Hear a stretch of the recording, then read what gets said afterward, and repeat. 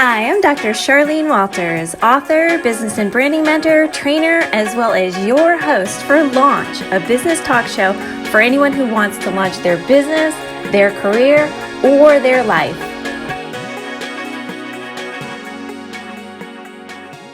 Hi, everyone. Welcome to Launch. I'm your host, Charlene Walters, and today I'm super excited because we have a wonderful guest, Christoph Trappe. He is a marketing guru, a podcast host, and an author. Welcome to the show, Christoph. Hey, thanks for having me. I am so super excited that you're here. Can you tell us a little bit about your wonderful journey and background that got you here today? Wonderful journey. I don't know if I would have used that term, but some days it is and some days it isn't, right? So I grew up as a journalist, learning how to connect with audiences, share content that they really needed. And sometimes they wanted it, depending on how good or bad the news was. But, I learned how to do that. And over the years, I really tried to learn all the new technologies as they came out. Even back in the newspaper business, we were starting to do video. This is so long ago, Charlene. We had to do a photo request form, when we wanted photos taken. I get it. There's professional photographers, but today I got this setup here, I got a 4K camera. If I want to take a photo, I use my iPhone. Right. Certainly things have changed. So I always try to stay ahead of the curve, try to find new ways to connect with my audience and, stay relevant for them. And I think that's super important for brands to do, more than ever, probably. Absolutely. And you always seem to be right on top of everything, technology, platforms, all of that. And you're also really an accomplished author. You just had your fourth book coming out. Can you tell us some about that book and what it's about? Yeah. So what I realized is a lot of companies, they're starting podcasts, and guess what? It's always interesting when you see the expectation. It's like those Instagram reels or TikToks, this is the expectation. This is the reality, of what's going on. And what I realized is that people would launch podcasts and then they wonder, oh my goodness, I only got 20 downloads or 30 or 50, especially in B2B. And I was like, what can we do, other than just throwing money after the podcast promotion, which you can do as well. But really, I think the first step is you should live stream the show. And I know you've been on a couple of my shows, but we live stream it, right? So we already have hundreds of listeners, sometimes thousands that are already watching before we even put it on the podcast channel. So it's a very good way to do that. So I put everything I knew about the topic into my book, Going Live stream your podcast to reach more people. You certainly can use some of the tips, even if you don't have a podcast, but it's really mostly targeted towards the companies that want to do a podcast and want to take that up a notch and really get more out of it. And I think live streaming, it's easier than ever. I'm not going to lie. It's not stressful, right? Because you have to look at the camera. You got a light on you, all these different things. Now I got a virtual physical backdrop. Do you like my office here, how it looks? I do. I love it. But it's not real, right? It's just a backdrop. So there's all these things to think about, when you do video and especially when you do it live. So I go through all those tips and tricks and everything I've learned and everything I can help you with. And hopefully it helps companies and people get more out of their content. I think you're right, because so many companies have a bit of technology overwhelm, if you will. And speaking of podcasts, you have a podcast that's had over 350 episodes. It's a top 5 business storytelling podcast, and I was lucky enough to be on it. Tell us about podcasting, what's great about it, and what you've most enjoyed in your journey as a podcaster. Yeah, what I love about podcasting is, first of all, you connect with people, right? So today with COVID and everything, many of us never leave their homes.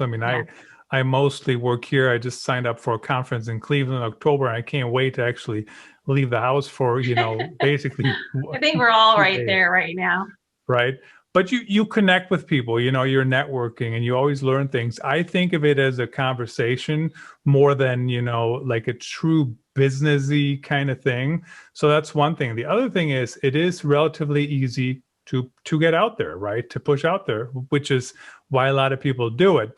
Now, I should say the average podcast has 7 episodes, so they give up way too early. Right. You're not going to see any results after 7 episodes, quite frankly. And then the other thing is, it shows your personality. So here's the thing, you can listen to me, you can see me, you can hear me.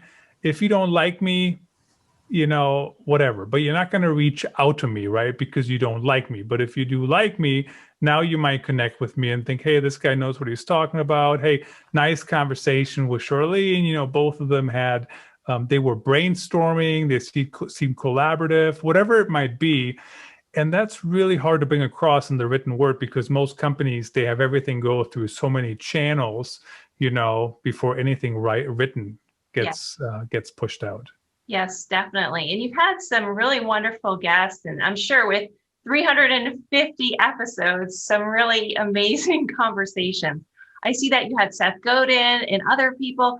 Can you tell us what you learned from him and the other people that you most enjoyed having on your program? Well, it's always hard to pick my favorite child, honestly. Of course, it was great to have you on the show. I think you were on the show twice, were you not? I have been. Lucky me. So there's not too many that have done that. Joe Polizzi was on the show twice. He's going to come, maybe 3.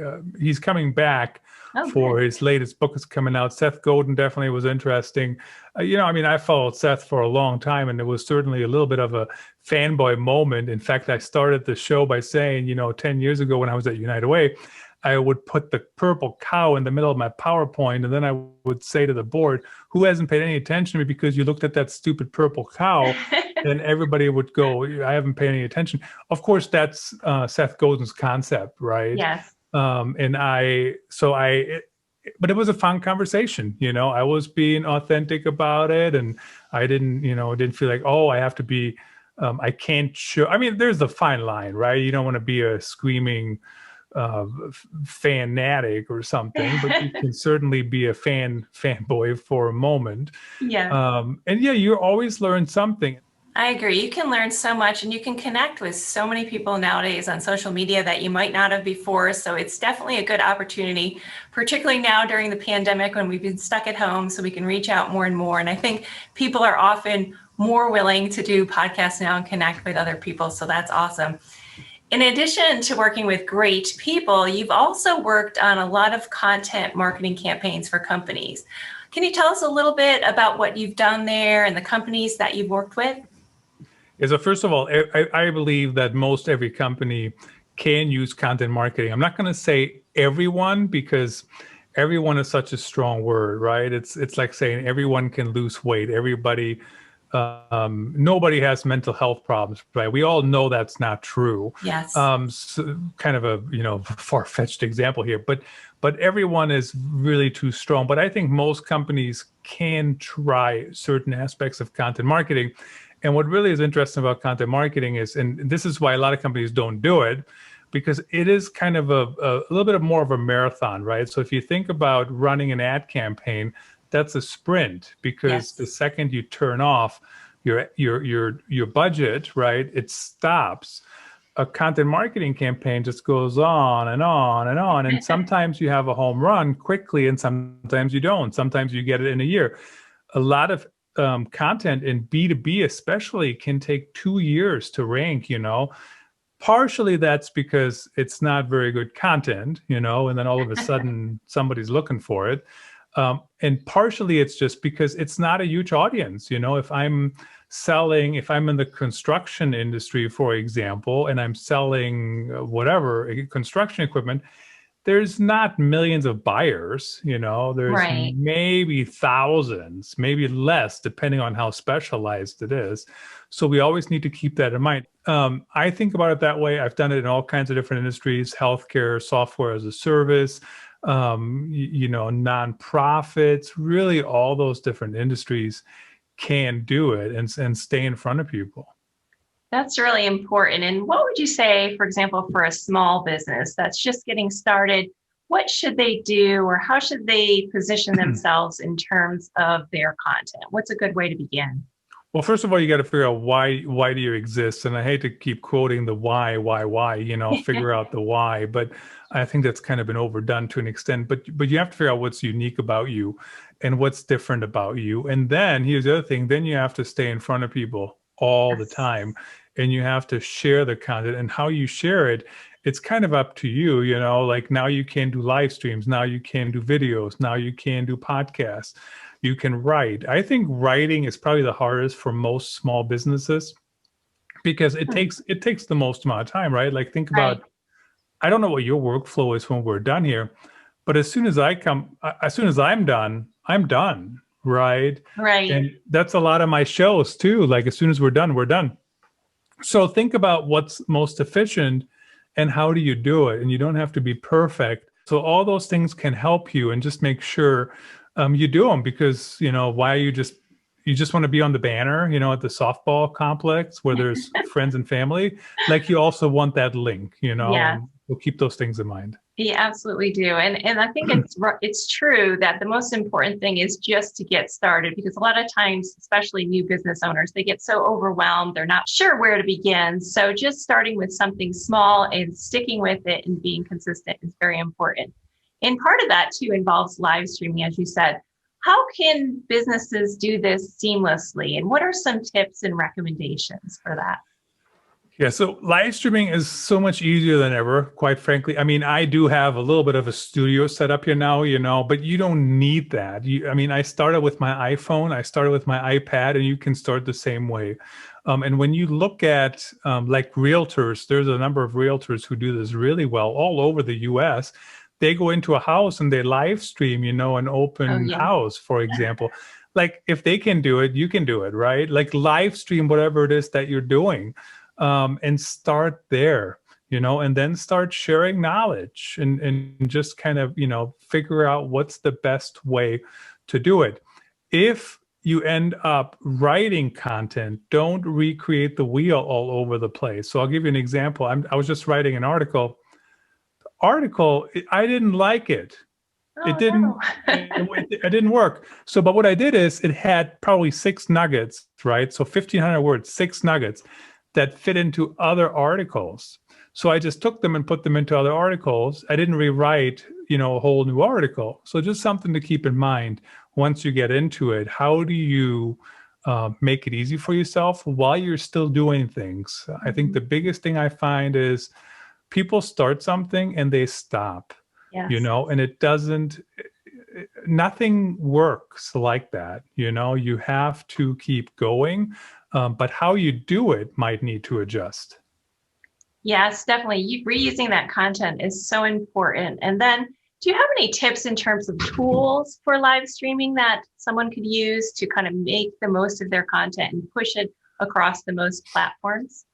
Yeah, so it all always depends on certainly what your preference is. I use Switcher Studio on my iPad to produce the show, and then Right. I also use Restream on my computer to push it to all these different channels. Now, depending on your setup, you could get away with just using Switcher if you only want to do one channel, or you could use Restream to push it to others. There's other tools like StreamYard. OBS, I guess, is free. I hadn't used that one before. So Mhm. there's plenty of tools out there that you can use. And once again, don't spend the first 6 months evaluating tools. Pick one. If it doesn't work, move on. Restream is probably the quickest one to use, honestly, um, just because it goes to all the different channels. I think the production quality is not as nice and easy than Switcher, because Switcher, I can do like a bunch of graphics like really easily, like it's almost built in. In That's great. Switch in Switcher, I can do that too, but in Restream, I can do that too. But the problem is I have to design it first and then upload. So it's not quite as easy. Right. But they all every platform has plus and minuses, and I always say this: every software tool you use has three problems you don't like. So the next one you buy or use fixes those three problems, and then just has three new problems. It's so true. So it There's never ends. never a perfect software out there for anything. I Never. agree. unless you build it yourself. And even then there's internal struggles. Totally. There totally is. I work with a lot of new entrepreneurs who have a product launch coming up. And I know you're really involved with PR. Are there any tips you could give someone in terms of PR for a new product or service that they might be launching? I think the trick is you have to start early. So for example, I was on over 30 podcasts and live streams to promote my book, Wow. which is way more than what I would have done for my last book, even though that happened right before COVID. And I think what happened is just because people knew me in the industry, like I got very few no's. I mean, there was a couple no's, and at least one was kind of rude about it, like, don't you know my audience? And I'm like I read it again. I was like, I think your audience is they totally would care about this, but whatever, I didn't argue. So I think you have to kind of stay out there in front of people. And then when you need their help or when you have something to share, then you do it, right? And that's another thing, like you always constantly are sharing content. I'll give you an example. So the Going Live book, was shared in Forbes, was shared on the Content Marketing Institute, was shared on the Top Rank blog, I think, and a couple others. And really what happened is I just kept talking and talking and talking. And so when Content Marketing Institute wrote an article about live streaming, they were like, oh, we have a question. And they sent me a couple questions. That's and great. So now all of a sudden I'm in there. Same with Forbes. The Forbes article, they barely wrote about the topic that I wrote about. They wrote about live streaming as a whole. And then they said, but also think about this. And so, it's, I don't want to say, rub each other's backs or whatever, but you have to stay in front of people, be connected with people. Don't be a jerk. Even if you can't help somebody, right? Even if you can't do something right now. And when you pitch, get to the point. I mean, get to the point. I used to be a reporter. I got all these news releases from people and they go on and on and on. I'm like, if anybody thinks anybody has the time to read any of this, I don't think so, So really get to the point, and, don't give up. I mean, share stuff that matters. And at some point you'll have success. I agree. I think that often that kind of thing snowballs and one thing leads to another. So, that initial press gets more press and so on and so on. And it's always important to build those relationships. Absolutely. What are some ways, I'm a big fan of bootstrapping, by the way. What are some ways that a business owner or someone trying to build themselves up as a thought leader can get free PR? Well, once again, you just have to share stuff and you have to share as many channels as possible. And then the other thing is you have to say things that actually make a difference and that are actually thought leading. Yes. You can't just be talking about the same old crap like everybody else. I just did a social selling training the other day, and I said, yes, you want to comment on people's posts. Yes, you want to share stuff. Yes, you whatever. But you can't just say, great post, I agree. Like that doesn't help anybody. In fact, it makes us look like we don't know what else we can say. And then you really want to be out there all the time and keep sharing and sharing and sharing. And, there's tips and tricks on how you get around that. I mean, I use Buffer, for example. I'm just on social. It's just constantly going, and if I don't pay attention for a couple of weeks, then the queue is empty. But it's not me doing it live, right? It goes into a queue and then it goes out. The articles are a little bit different, right? The live streams are a little bit different because they are live. But then the podcast, same thing. I publish them on a schedule. I have a little bit of a rule on how big the interval in between episodes can be at the most, and then I basically adjust things from there. What's your rule? So my rule is it has to go every 7 days. So what I do is, so if this was on my show right now, I would currently push it 1 month out. So the rule is no more than 7 days for the next one, and then no more than a month out. So a couple different reasons, because first of all, sometimes my podcast episodes take longer than that to publish because other things happen and then you get bumped again. But if you automatically, I was on a podcast the other day and we talked for an hour and they're going to use 20 minutes. First of all, I don't think that's a good experience because why'd you make me talk for an hour if you're going to use 20 minutes? Like, what are we editing out? Do you know what I mean? Like, just have a shorter show. Like, did I say that many ums and ahs? Like, I don't think so. I listened to myself the other day. I didn't hear a single and ah. So it doesn't I mean, it happens, but it's not like that important. Right. And then the other thing is then they said, oh, it's coming on 3 months. And I'm like, in 3 months? That's a long time. So just something to keep in mind. So again, you got to build those relationships, right? And so that doesn't mean I always get stuff published as quickly as I could, but at the very least, I'm making an effort. Definitely. And that's important to kind of coordinate with other people's schedules and with their product launches and what they have going on in general. And it's awesome that you're so considerate. What can someone do, I'm often asked, to get established and sort of form relationships with influencers out there? Well, first of all, you got to be aware of who are the influencers and what they do. And then you have to connect with them. Like, I don't remember how you and I connected, but we just connected casually online somewhere, Twitter probably. Yes. And, we've been connected ever since. Like, you didn't reach out to me, I don't think, and said, or how do we connect? Do you remember? I think you originally reached out to me, maybe on LinkedIn, I think it was. Okay, perfect. But so it drives me crazy when people, when their PR agencies reach out to me and they say, can we get so-and-so on the show? And here's the reason why, right? Because so our relationship is not, your and my relationship is not based on anything other than we find our content interesting, right? And now we talk about those things. But when people reach out to me and they say, can so-and-so come on your show? So here's how I see it. First of all, that person already is not trying to build a relationship with me because their PR person reached out. Now it's not the same as, so I helped my CEO at Vox Pop Me book a podcast earlier.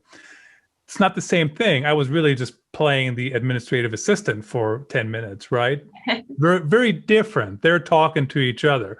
But here they send a PR agency and then guess what? The PR agency gets paid for their work and they expect me to work for free.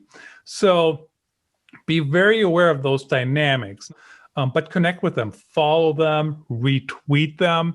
That always draws my attention when people share my content, especially when they're not quoted.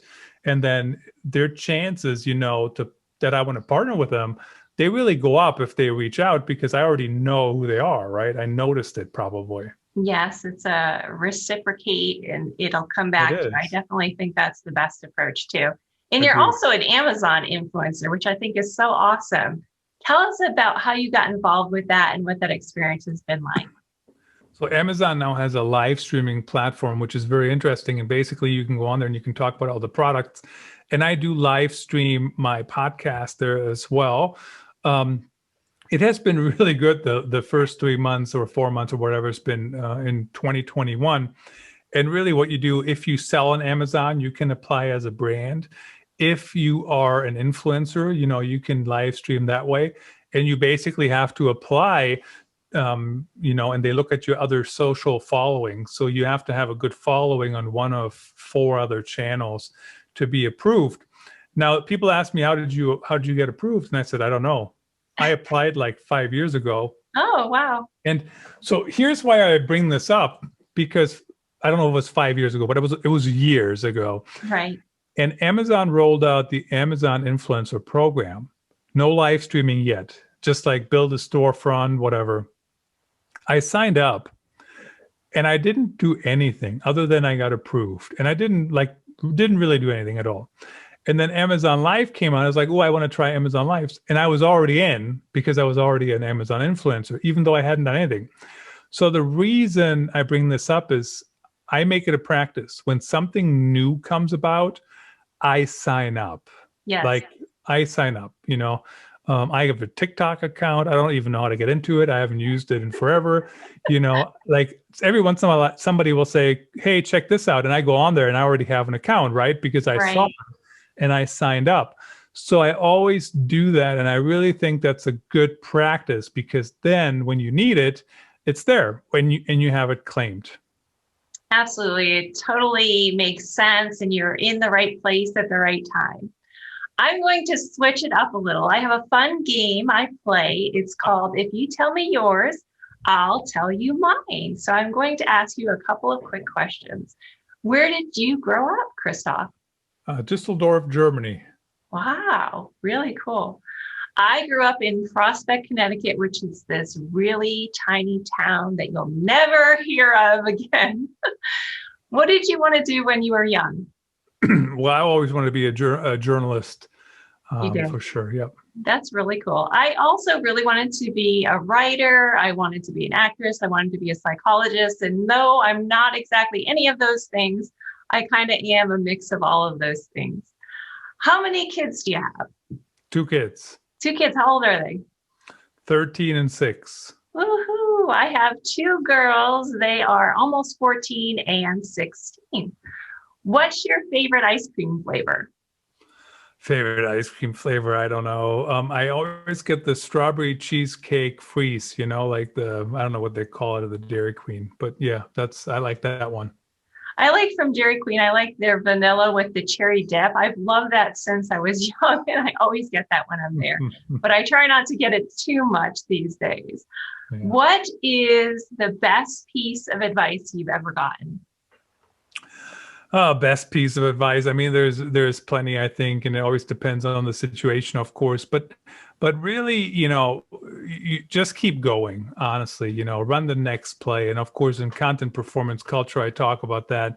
Run the next play. Don't fret the 10 seconds of badness in a day or whatever, for the rest of the day. So can't even tell you who told me that, but I think that's just been a recurring theme in my career, and even as an athlete growing up, run the next play. What sports did you play? Football. Oh, very cool. Yeah, mine is very similar. My mom always said, God helps those who help themselves, which used to sort of irk me when I was a young girl. But it's so true. Anytime I find myself just sitting around waiting for something to happen, I know it's the wrong move and I've got to get out there and get more aggressive and get in the middle of it. So that would be definitely mine. So we're coming to the end here, Christoph. Where can our audience find out more about you and connect with you? Yeah, authenticstorytelling.net has all the info, all the links. You can reach me there. And of course, check out the book Going Live, available on Amazon. And then, the podcast, Business Storytelling Podcast, also available on Amazon Music and all the different channels. Thanks again, Christoph, for joining us. And we will see you next time on Launch.